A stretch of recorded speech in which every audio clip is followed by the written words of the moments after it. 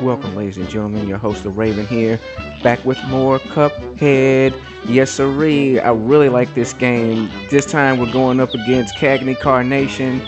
I definitely wanted to make a video of this when I fought this boss. As soon as I fought him, like I want to make a video of this. I want to put him on YouTube because, once again, awesome animation. And this fight reminded me of another fight from another boss battle in a game from the Super Nintendo, Super Mario World 2 Yoshi's Island for the Super Nintendo.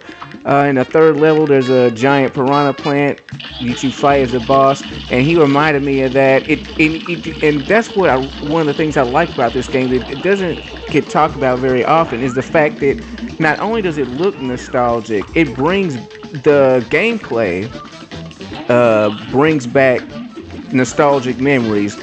There's levels and there's bosses where you get the distinct feeling, hey, I'm playing Super Nintendo. You know what I mean? The timing, the platforming, boss patterns, boss styles.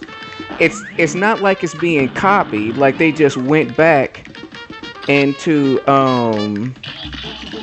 It's not like they went back in time and just was like, oh yeah, let's just copy these really cool boss moves, slap a coat of paint on it with some cool animated graphics, and that's it. It's like they took the time to conceptualize a game.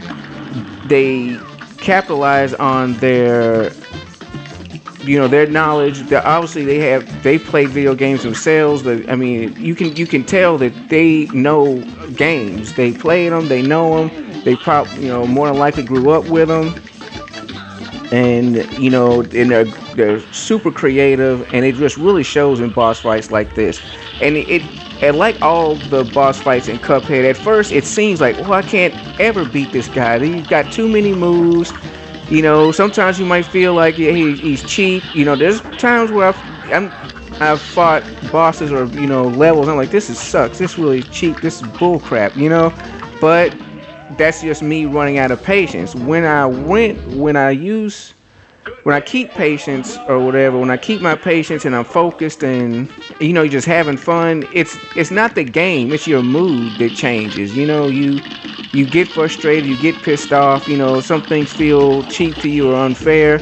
But then when you win, it's like you get that 20/20 hindsight and you're like, okay, it wasn't as bad as I thought. It's just the fact that at that moment I was pissed off or whatever. But the gameplay is awesome. The boss fights are creative. There's nothing feels rehashed so far. I'm in the second zone. Since I've got the game, I've beaten all the first stage bosses, which all of them are great. And they some of them have this familiar style, like this gooey guy.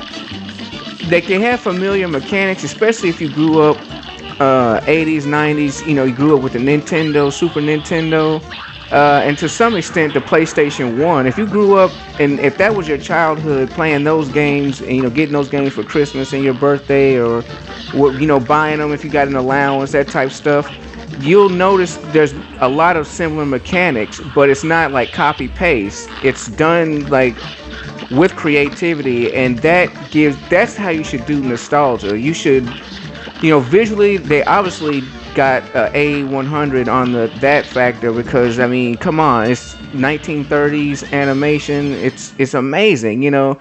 Music is great. It fits the situation. Every boss is just it's a pleasure to fight them. It's a pleasure to be in their stages.